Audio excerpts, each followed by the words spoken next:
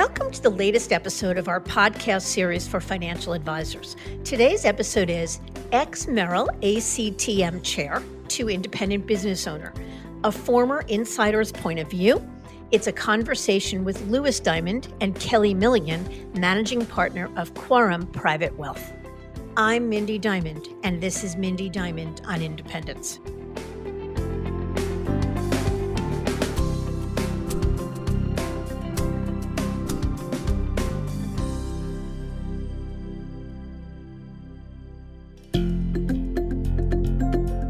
This podcast is available on our website, diamond-consultants.com, as well as Apple Podcasts and other major podcast platforms. If you are not already a subscriber and want to be notified of new show releases, please subscribe right on your favorite podcast platform or on the episode page on our website. For Apple Podcast users, I'd be grateful if you'd give the show a review. Your input helps us to make the series better and alerts other advisors like you who may find the content to be relevant. And while you're at it, if you know others who are considering change or simply looking to learn more about the industry landscape, please feel free to share this episode or the series widely. When you have clients with complex needs, it can be difficult to serve them from within a large firm because at the end of the day, the big brokerages have little choice but to set rules to govern thousands of advisors in a way that is profitable and efficient. And making concessions to special requests, while many veteran advisors will share was practiced in the past, is something that rarely, if ever, happens today. It's a scenario experienced by even top of the food chain folks like a former chair of Merrill's Advisory Council to Management, or known as ACTM. And in this instance, we're talking about Kelly Milligan, who was a member of the ACTM from 2015 to 2018, serving as its chair in 2017. The Advisory Council was established as a conduit for advisor feedback at Merrill Lynch to management on issues surrounding the direction of the wealth management business, its compensation, and practice management. As a result, members of this illustrious council are privy to inside baseball on Merrill's direction, oftentimes well before their colleagues. But as Kelly shares, the group acts as an advisory council, not a decision council. And therefore, while input may be provided by the advisory staff, the actions and policy mandates may ultimately not reflect as such. Regardless, being a part of the ACTM is prestigious, and chair even more so, and is reflective of Kelly's extraordinary career over more than 2 decades with his firm. He started from ground zero and built the business along with partner Mike Barry and their team to over $1.5 billion in managed assets. He credits Merrill for providing the right environment to build and grow their business, which caters to corporate executives, business owners, and professionals. But over time, the culture at Merrill changed, and their ability to serve the specialized needs of their clients was met with many more no's than yeses. As Kelly put it, the merger with Bank of America created a culture that shifted from one being focused on accomplishing things for clients to one being focused on eliminating risk to the firm. So what happens when you're limited by what you can do for your clients? You need to make a choice. Live with the status quo or consider a path that would expand your ability to serve clients and grow the business on your own terms. And Kelly and the team chose the latter. In April of 2021, they left Merrill to launch Quorum Private Wealth in Walnut Creek, California, with the support of Sanctuary Wealth, the platform founded by former Merrill alum Jim Dixon. In this episode, Louis and Kelly talk about life in the pre-Bank of America days, the shift in culture, and the impact on business. Kelly discusses his role on the Advisory Council and how that experience shaped his thinking. They explore the choice to go with Sanctuary, to build Quorum, and the other options they looked at, their journey since the launch, and their vision for the future, plus much more. So let's get to it.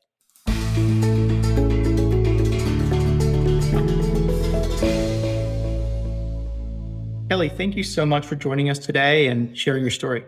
Oh, you're welcome. Happy to be here. Perfect. So, why don't we start off if you can tell us about your background and how you found your way into being a financial advisor in the first place? Sure. So I went to UC Berkeley undergrad, got a degree in economics, and then following that became a litigation consultant. So we would prepare damages calculations for attorneys that were involved in massive litigation. Then we would provide expert witness testimony as to our findings. And so I was very comfortable talking with general counsels and CEOs and CFOs in that capacity. And then the day that I made partner at that firm, I left and joined Merrill Lynch in January of 2000. Along the way, I earned an MBA and a Juris Doctorate at UCLA as well. But my career previous to Merrill was as a litigation consultant. And how come you made the move into being an advisor? Well, I realized that being a litigation consultant was a very narrow field.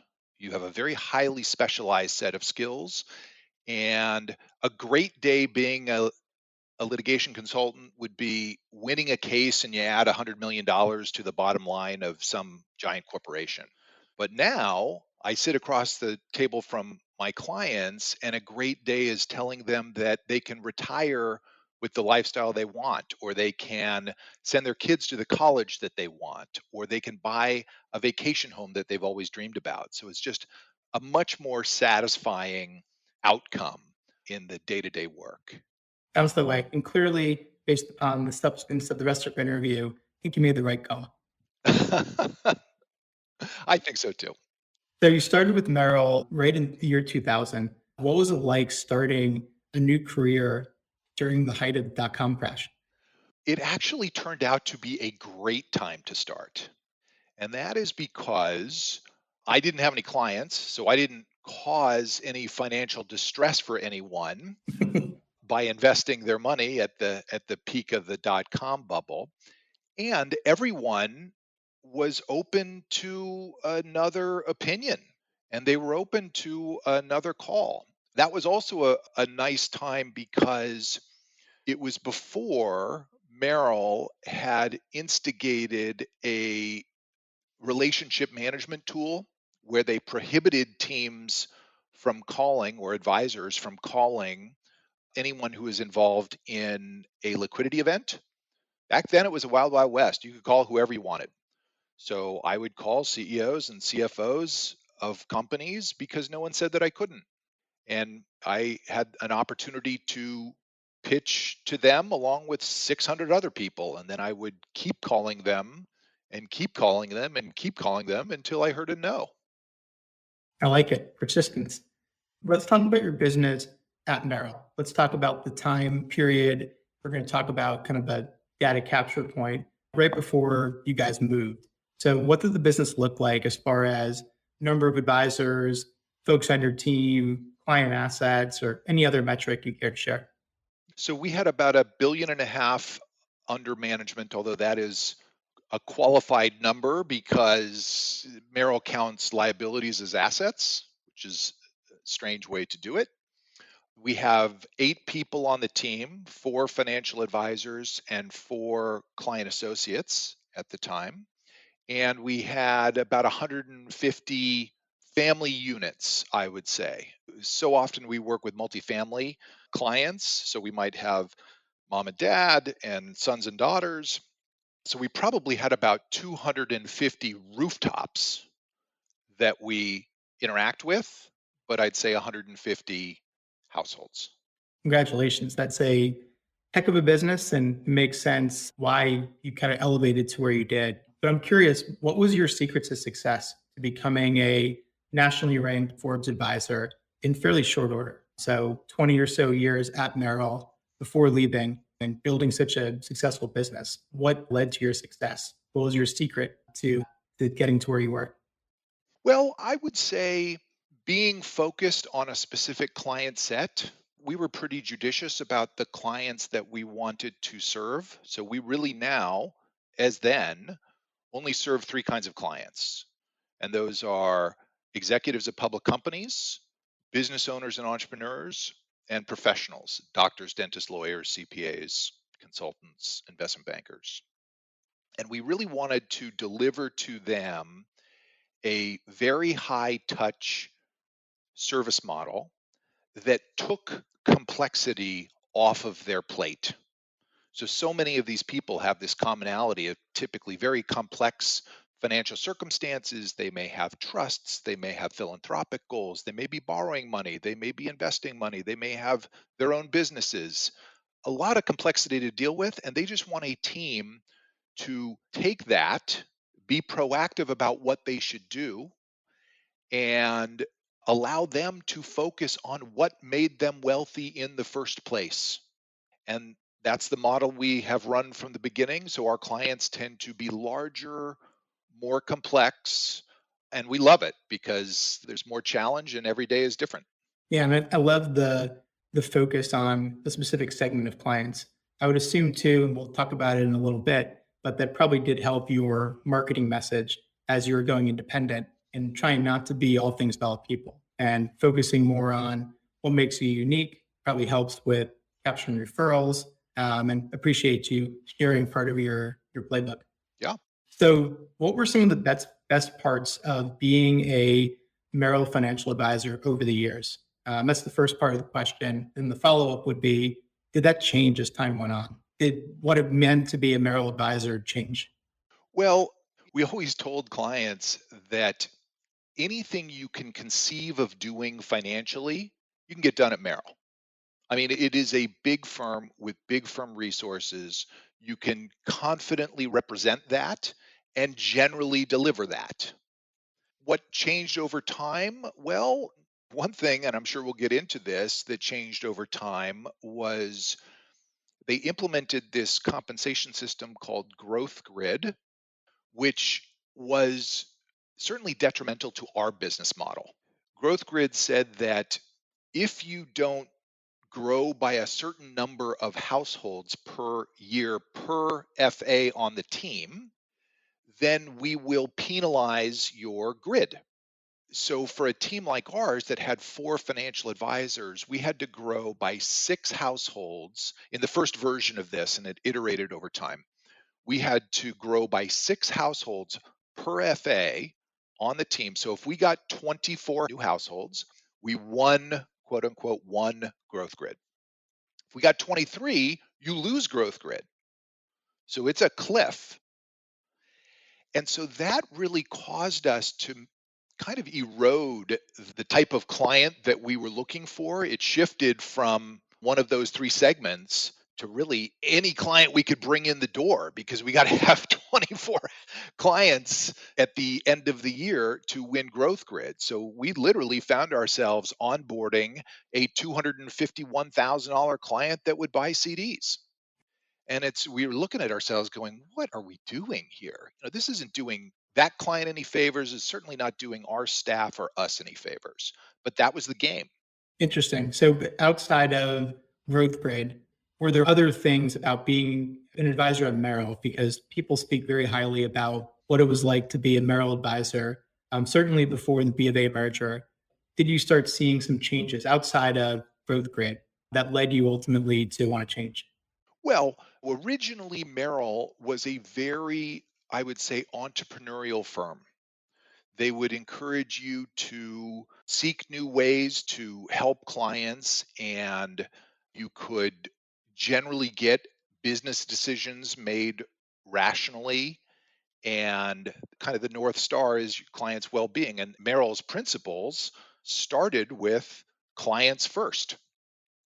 And then after the merger, there was a new set of principles that did not start with clients first. And the environment shifted to being one of let's make sure that we are accomplishing things for our clients to let's make sure we are minimizing and even better yet, eliminating risk in the business. And one of the best ways to eliminate risk is to not approve anything, not do anything. Easiest to say no, and then there's no risk in that decision. Right. I definitely see how you're a very focused business that was on more complex clients. You probably needed more exceptions than the norm because of the complexity of your client relationships. So I definitely understand at least the makings of some of your frustrations that ultimately led to your team's decision to leave? Absolutely. When you have to call 10 times and you hear no, no, no, no, no, and then on the 10th time you hear yes, we actually kind of prided ourselves as being a team that's willing to do that, willing to go to the mat and make that call 10 times because we know it's right for the client. And ultimately we would get the yes. But can't we just circumvent all of this and agree that the yes should be the first call? And how do we help the client? Yeah, absolutely. So, one of the reasons I was most excited to interview you today was that while at Merrill, you had the major honor of serving as the chair of Merrill's Advisors Council to Management for ACTM. For those non Merrill listeners, can you explain what that is and why it was such a prestigious posting at the time? Yeah. So Merrill has a council of 13 advisors selected from among the 15 to 18,000 advisors that they have that is representative to management of the financial advisor population. So we were really kind of a body that weighs in on policy decisions Great. and really provides management with the perspective of financial advisors. And the way we threw weight behind that is we had an open call line or email inbox that was staffed by the members of the ACTM and always responded to, where we'll accept any and all comments, complaints, criticisms, and source those to the right person. So we were really kind of the conduit between management and financial advisors to get answers about policies. Very cool. It sounds like you're almost like a member of Congress. Exactly. You really are because it's regional. They try to divide the representation up sort of by region.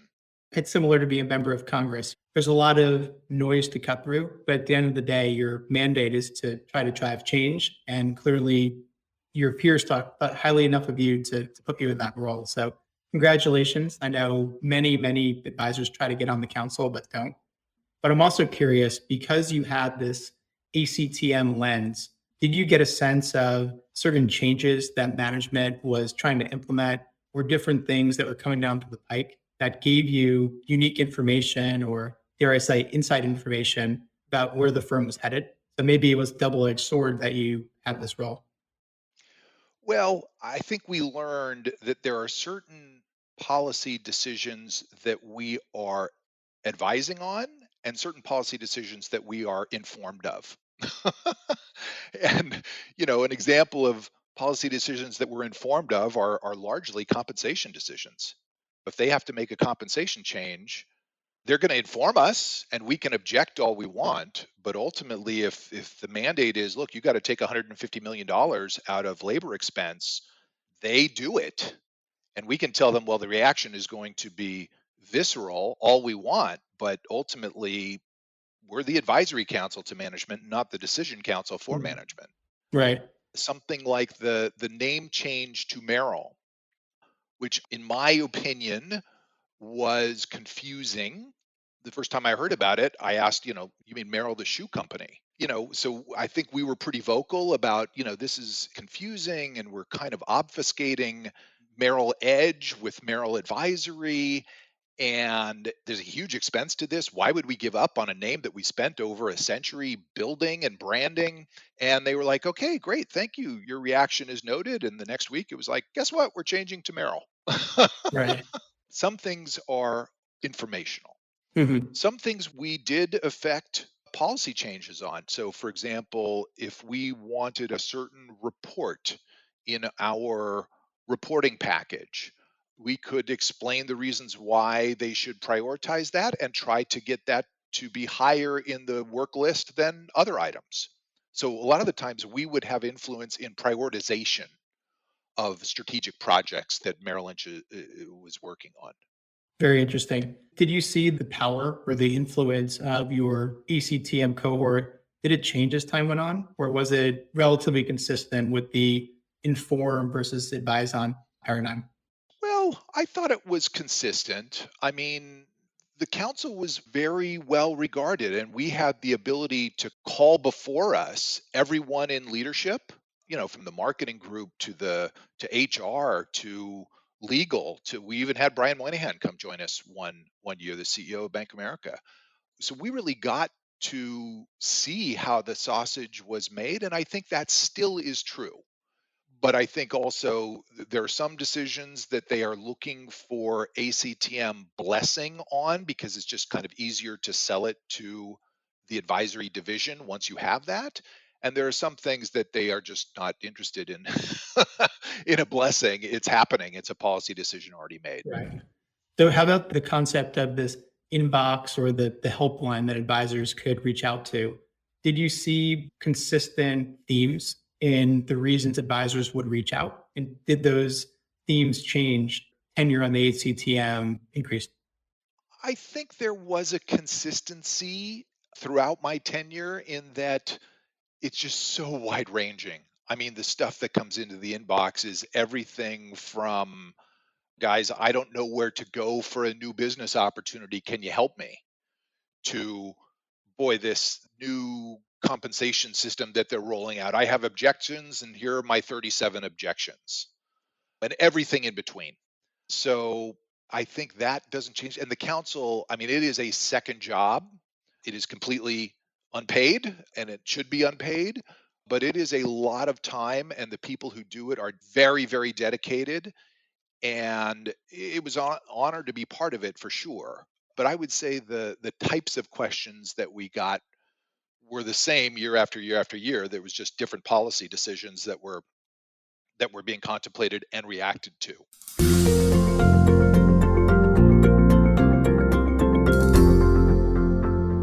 You're kind of analyzing the state of the Merrill advisors, kind of the overall sentiment, which I think naturally you get a perspective on in that role. When you left and you gave up the ACTM chair title, how would you describe the overall sentiment of the company and especially of the advisor ranks?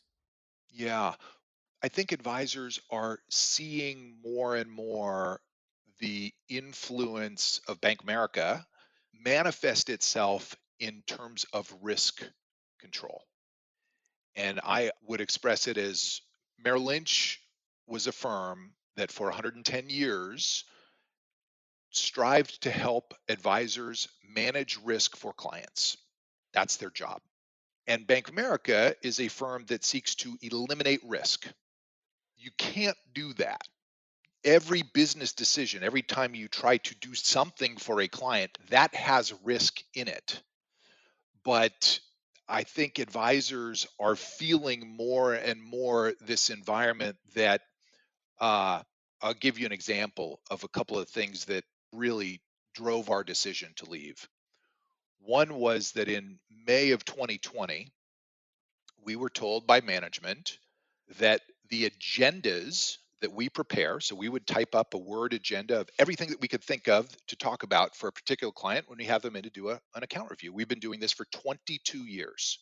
In fact, Merrill flew us, my partner and I, around the country as part of their optimal practice model to expound the virtues of detailing what client meetings are about and preparing agendas. They told us in May of 2020, so those agendas that you've been preparing, those will now require management approval before you send them to clients, and that will take 2 weeks. And we're like, well, in 2 weeks, all the data that we put on those agendas is going to be stale. You're effectively telling us that we can't prepare these agendas. And they're like, well, that's the policy. I went right onto the ACTM inbox and said, guys, is this true? I mean, I went all the way up to the top, and they were like, nope, that's the policy. And we're like, that is antithetical to the process of communicating with clients. And that's the opposite of communicating with clients. That was just mind blowing to us. That's an example that affected us that is kind of descriptive what the FA population is feeling now. It's just an environment that is more about eliminating risk to such an extreme that it compromises clients first. Another example, we had a client who had over $10 million with us on deposit. This client had been buying condominiums in Santa Fe, New Mexico, had bought 5 of them and rented them out, cash flow positive.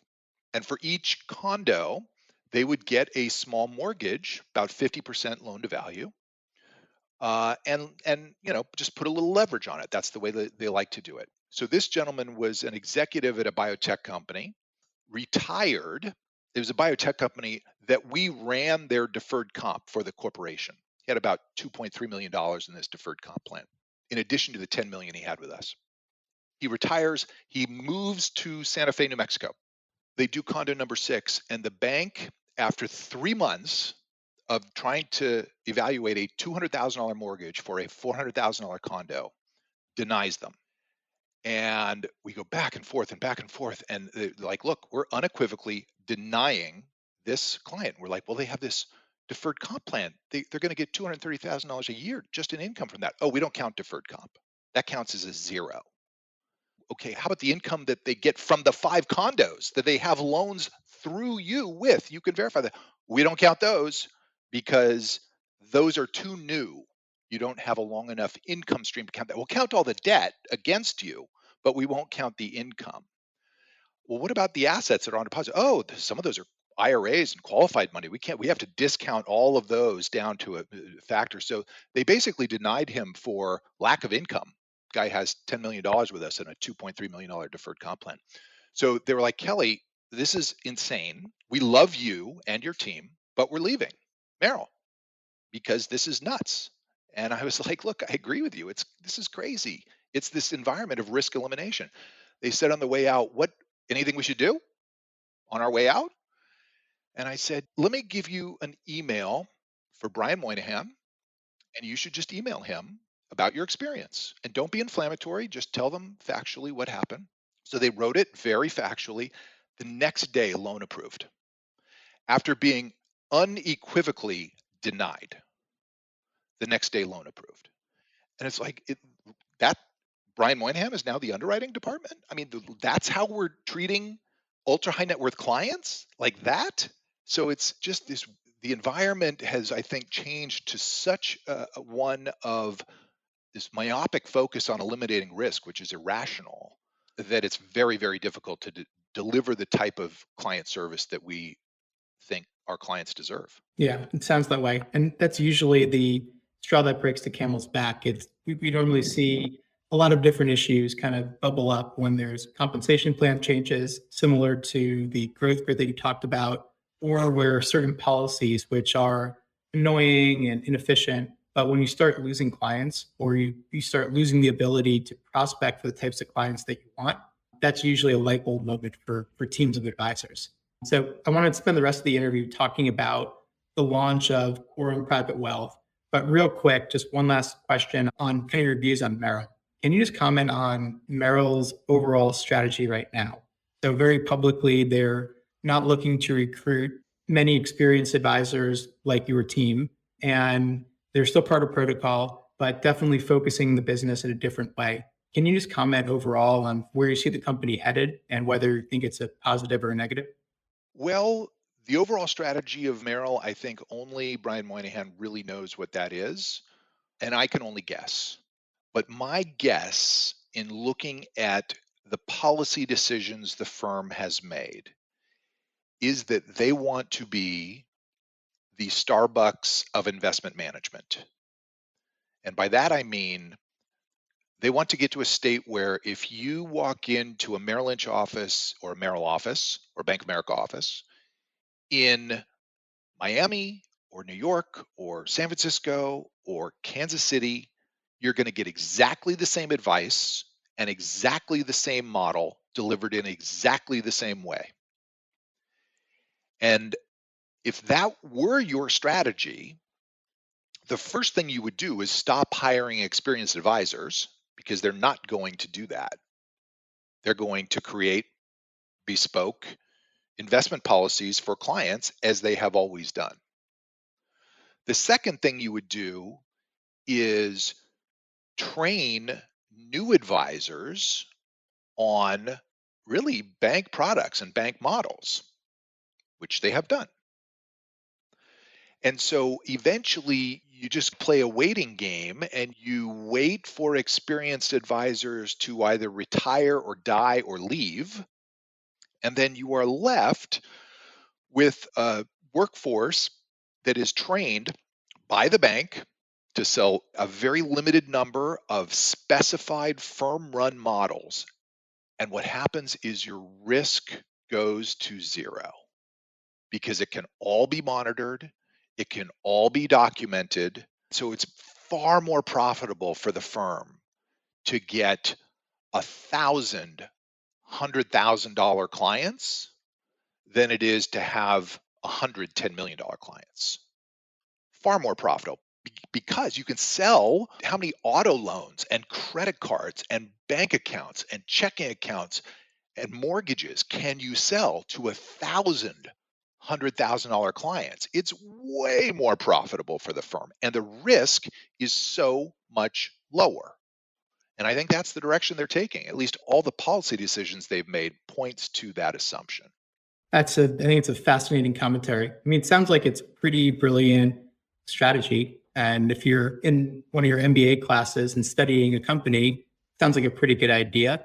But I certainly understand why an experienced, very high-end advisor like yourself started to see some issue with the approach and kind of the way the firm was headed.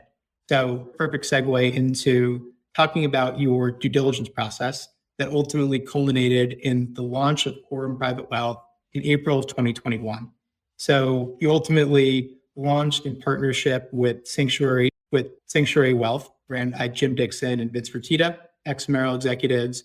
But curious, up until you committed to Sanctuary, what did your process look like? What types of firms or firms did you consider? And why did you pick Sanctuary? Yeah. Well, I would say our process actually started with a team meeting we did. So every 6 months, we take our team offsite and we sat down with the whole team. And our senior partner led us through this exercise of he had one whiteboard and he said, on this whiteboard, we're going to list everything that we love about now working for Merrill. And on this whiteboard, we're going to put down all of our pain points. And so the team just started going at it. And the first whiteboard, we got about 3/4 of the way down the page of a lot of great things that there are about Merrill. It really is. I mean, I owe Merrill a lot. I mean, I spent 22 great years there. They do integration really well. And by that, I mean they integrate banking and wealth management together very well. Their technology is fabulous, integrated, all works together. Now, I wouldn't say it is maintained and updated well, but it all works together. Firm has a big brand name that is pretty well recognized, and the people there are really good people. I loved my Merrill colleagues. So there's a lot of good things that filled the first whiteboard.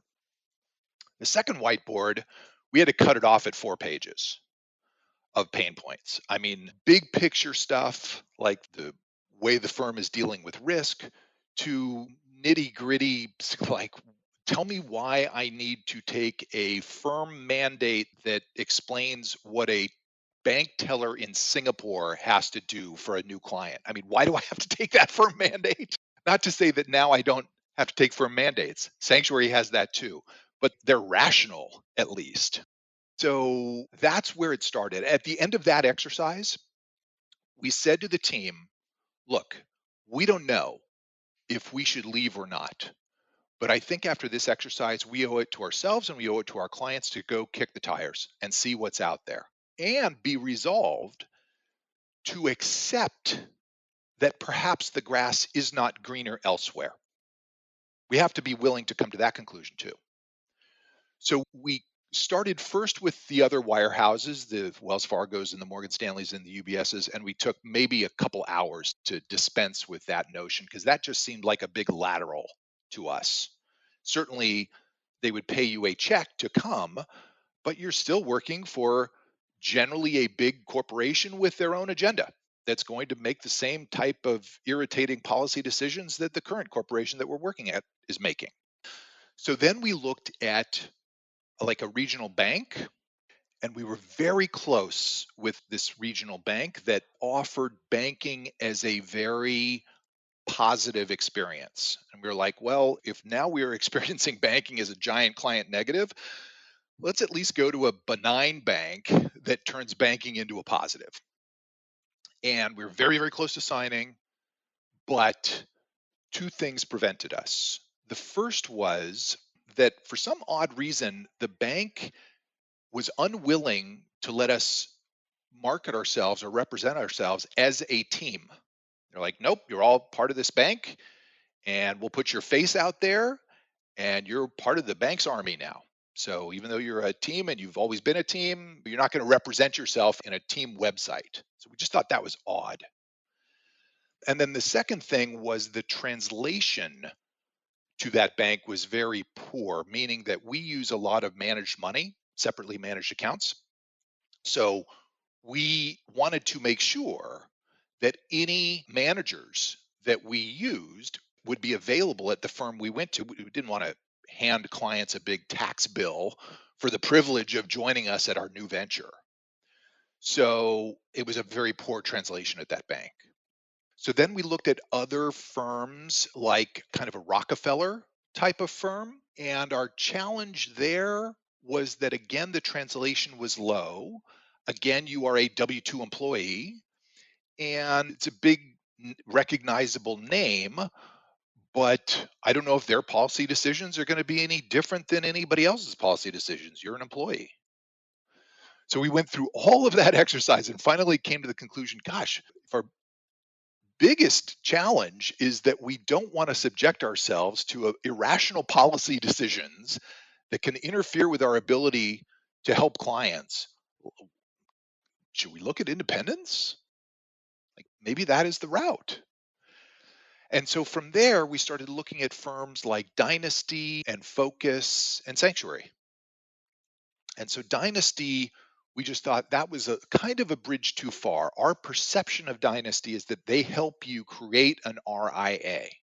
That means you have to hire your own compliance officer and you have to provide your own platform and back office and technology support and supervision. And we didn't want to be in the business of creating a whole back office. We were happy to pay for that and have someone do it that does it well. Then we looked at a firm like Focus Financial. And the challenge with Focus is that they required an upfront agreement to sell part of your firm to them. And we just felt like, boy, we don't even know what our firm is. Like we've never been independent. We've never lifted it out. We don't know what that looks like. So how could we now make a decision to sell something that we don't even know what we have? Not to mention the asymmetry of information there. Focus has done 100 transactions in the last year, and we have done 0. Who's going to win in that transaction? So we decided against them, and then we found Sanctuary. And the argument for Sanctuary was, number one, it was founded by people from Merrill Lynch that I knew because I worked on the ACTM. But more importantly, they knew the Merrill platform. They knew what environment in which we had operated, so they knew what we expected, and they knew all of our pain points. So they worked intentionally to solve those pain points and provide an environment where, getting back to I got to make 10 calls to get to the yes, I pick up the phone now calling Sanctuary, and there's a person on the other end of the line who says, yes, that is the right thing to do for a client. Let's figure out how to get that done. So it's just much more of a rational policy-making, decision-making process. They're actually partners in the business as opposed to adversaries. And then the translation was extremely high. So we were able to engage all of the managers that we used at Merrill. Almost all of our alternative investments came over. All of our structured notes came over. The platform for structured notes here is way more robust. Just a lot of positives in the transition process that made it not only easier, but a pretty compelling value proposition pickup for clients. So, Kelly, it seems like you took almost a reverse course to independence. Many teams that we engage with, they'll start off saying, I want to be a business owner. That's their saving grace. They'll never even consider another wirehouse or bank-owned firm. So is it fair to say that you weren't always thinking about being a business owner, but that when you looked at the independent landscape, you found a partner like Sanctuary that you got a light bulb moment and it clicked that in order to accomplish what I need to for clients, because of my own goals and our team's goals, we really need to be independent in order to accomplish this. Is that a fair characterization? Yeah, I think that's it. It's we started with not what is our experience as advisors, because we felt like our job is to be a buffer between the firm and clients. And if there's ridiculousness and challenges from the firm, our job is to smooth those over and then deliver to the client a five-star experience. So we started from the lens of, are we now at a firm that delivers the best possible client experience? Yes or no? And I think the independent space and Sanctuary in particular for us was the answer to, this is the best it can be. We can offer objective advice. We have true business partners that can help us achieve client outcomes. We have robust technology platform. We have all the same supervision and compliance that is rational and client focused. And so if we can deliver that, it's kind of our North Star.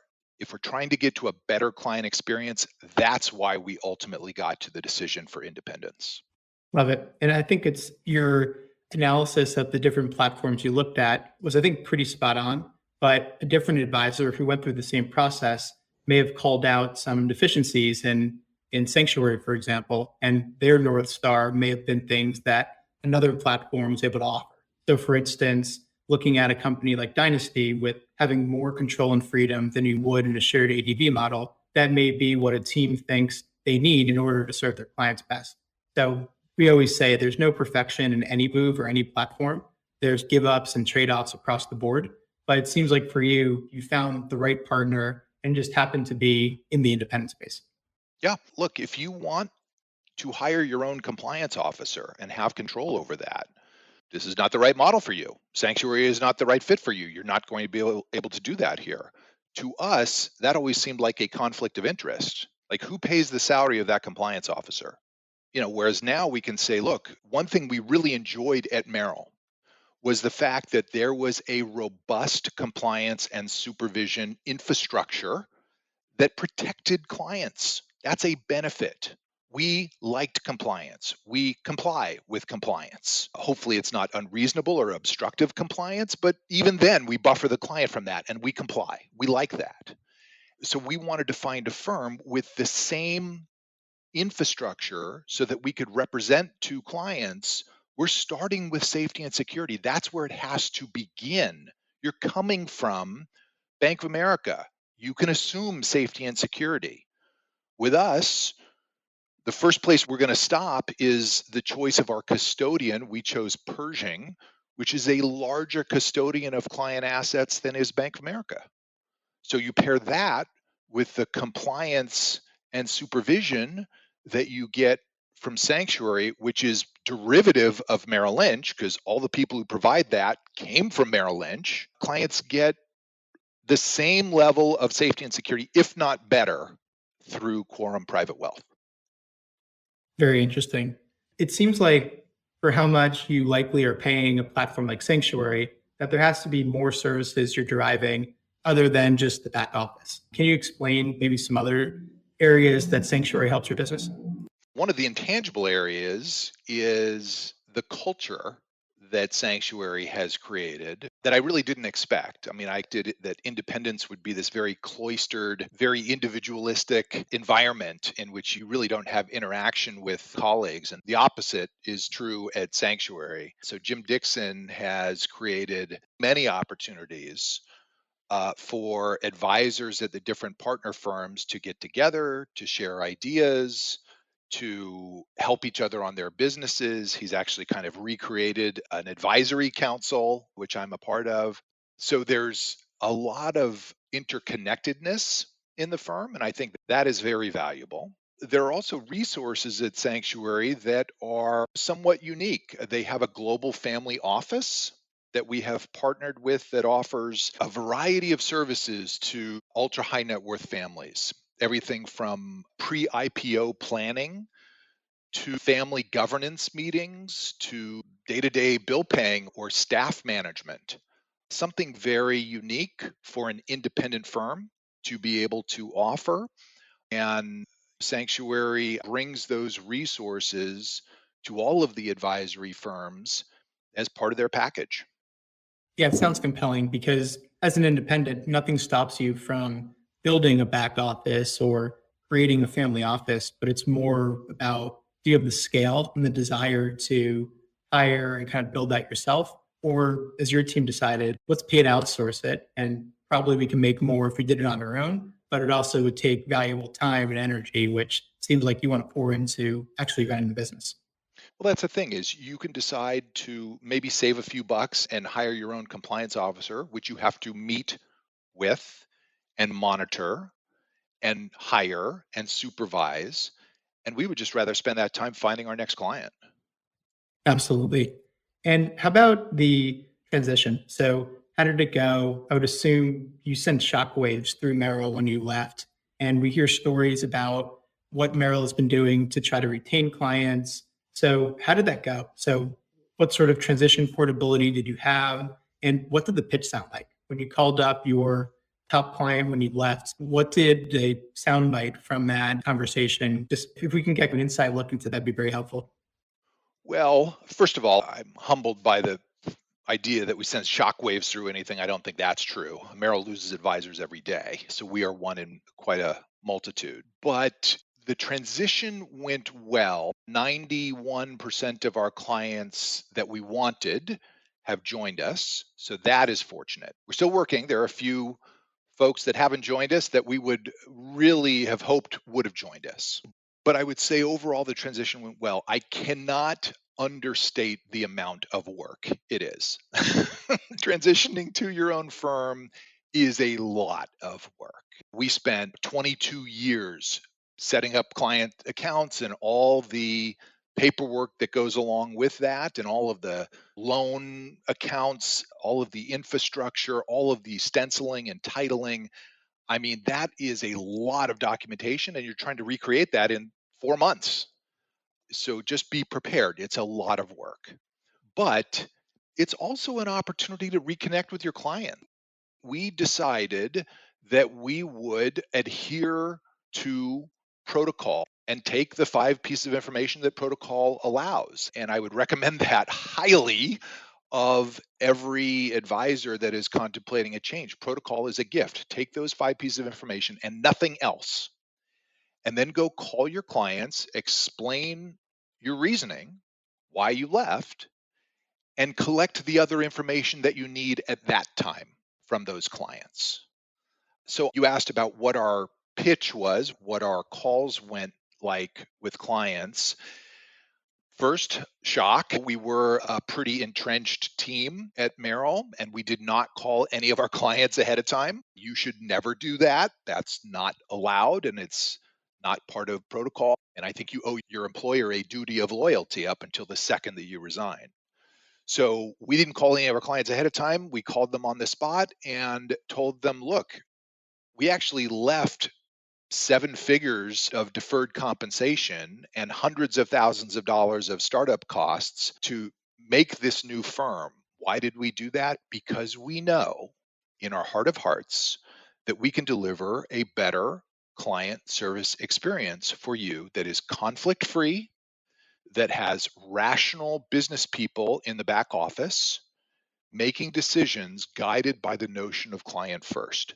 That's why we did this and no other reason, because believe me, it's a lot of work. And if we could have avoided it, we would have. But we made the decision purely for clients. And that resonated very well. So I'm curious the clients that still haven't come. You mentioned the 9% or so that you wanted to come that are still at Merrill, presumably. What was their reasoning for staying behind? So, a couple of them were stapled to the bank with banking, which is sad. I mean, we have told every client, look, if you love banking at Bank of America, keep banking at Bank of America. I mean, they are a good global bank. If you want to work at Chase, we're fine with that. If you want to work at Wells Fargo, fine. Do your banking wherever it suits you. We can connect to it, we can complement it, but we're not a global bank and we're not going to continue to be your tellers when really we shouldn't be doing that work. And so a couple of clients stayed behind because they just were married to the integration of banking and wealth management, which is the firm's strategy, but it's not as persuasive as the relationship that you have built with these clients most of the time.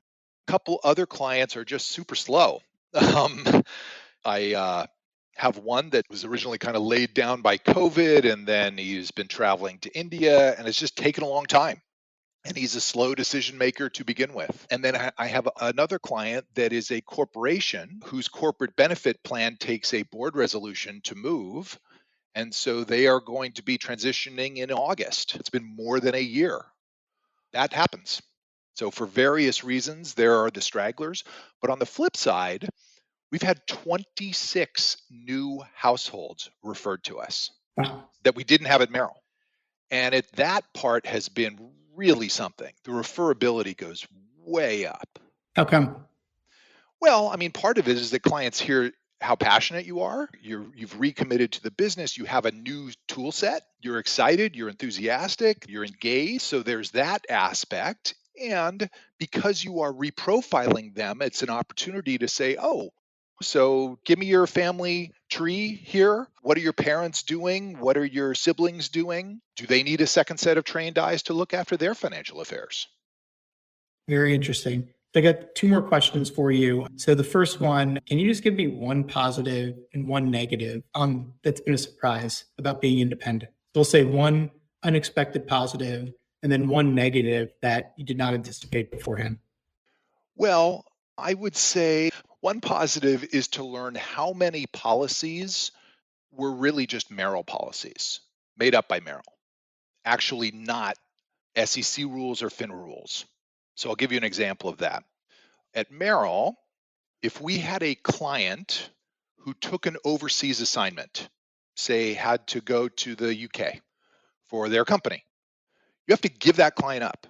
You have to give that client to what's called the accommodation unit. People who have never met this client before, don't know anything about them. They are removed from your book and you are completely detached from that client. You basically have to fire that client.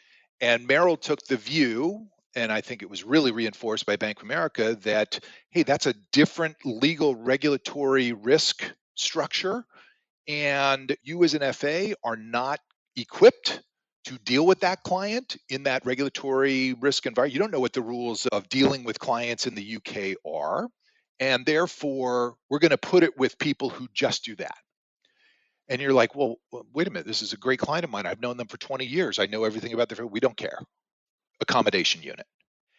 And when we get to sanctuary, they're like, wait a minute. It's a US citizen living in a normal country. So they're not living in North Korea or they're not living in Iran or, yeah, okay. And yeah, it's perfectly fine to work with them. We're like, what? We thought that was like a FINRA rule or something. Like, no, that's not a FINRA rule. That's a Merrill rule. That's a Merrill risk decision. So we were actually referred a couple of clients by Merrill FAs who would rather see them go to us than the accommodation unit. So that was a surprise and refreshing, and just to have a greater awareness of what the actual rules are and where it's a firm policy decision as opposed to a law or a regulation. That was a positive. The negatives are probably little niggly stuff. Like we found out when we came to our custodian, Pershing, that for some reason they don't allow self-service journal entries between trust accounts. So at Bank of America, people could just go on to the Bank of America app and journal money from account A to account B. If they want to do that now, if they're trust accounts, they have to call us to do that. We're like, what? Like, how could you not have that basic capability? They're aware, they realize that is a deficiency and they're working on it, but it's not there yet. So the things that you're used to and that you assume at Merrill. If you discover that's missing, it's just like a little pain point. But I will tell you that Sanctuary, because of their relationship with our custodian, Pershing, loud voice when it comes to making system improvements. So if they say, look, Pershing, our teams need this functionality, this capability, Pershing actually listens and more often than not implements a solution rapidly. Whereas at Merrill, it was always, hey, here's an issue. Okay, well, we think we can budget some like $1 billion to deal with that in 2025. Like what? It's just like adding nickname to accounts. Yeah, that's $1 billion. So it's a very different, much more nimble environment. And I would say the negatives are small, nitpicky things as opposed to large operational things. Makes sense. And again, nothing's ever going to be perfect. And at the end of the day, Bank of America is still an incredibly well-run organization, and you had comfort. You're there for 20 plus years. You figured out the rules of the road. You had the people to call, and your team had a certain way of doing things. But on par, it sounds like the gains and what we're able to do for clients far outweigh the negatives. We think so.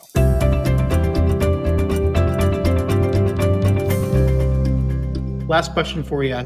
Given that you were such a visible person within Merrill, I'm sure many advisors seek you out for counsel and guidance, just wanting to understand why you moved, how you did it, et cetera. So what's the prevailing piece of advice that you give Merrill advisors when they call you, or that you would give to any advisor that's considering transition who might be listening to this podcast?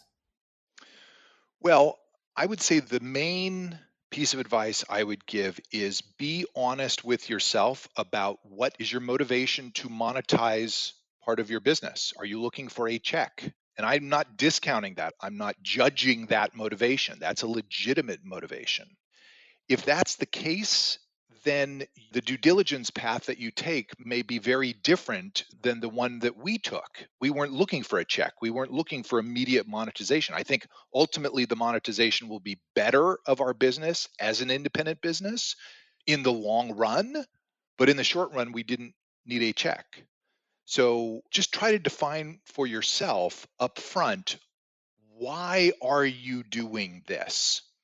Is it because you are upset with the platform that you're on and you want to make a change? Is it that you think your clients could have a better experience? Is it a combination thereof? Or do you just want to get paid? And that will drive the firms that you should investigate. That's great advice. That's part of what we help advisors with too, through our assessment process, is trying to vet out the non-negotiables and thinking about what's the most strategic way to attack due diligence. So I think we view that in a similar way. Overall, I think we could probably do another hour or so, but you're busy. You got a business to run. So thank you again for taking time. I loved hearing about the insider perspective you had as the chair of the ACTM at Merrill, and just hearing about your journey to being a business owner. So thank you for sharing your wisdom and guidance. And I loved everything we talked about. So thanks again, Kelly. I appreciate you having me on, Lewis. You have a great day.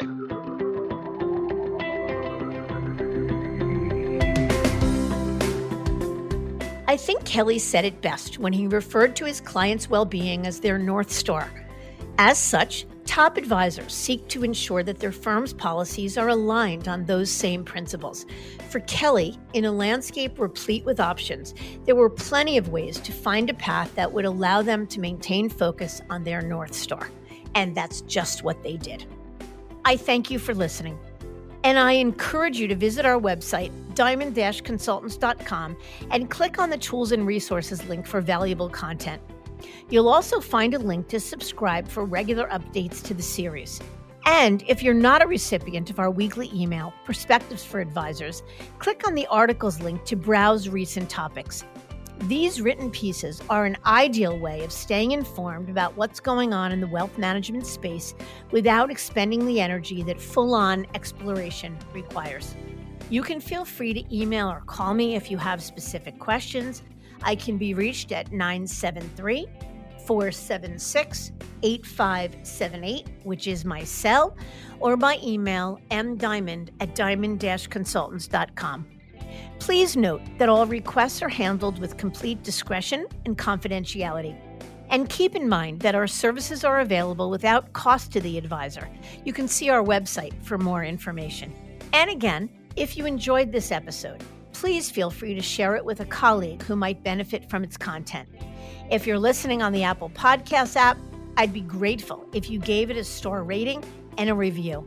It will let other advisors know it's a show worth their time to listen to. This is Mindy Diamond on Independence.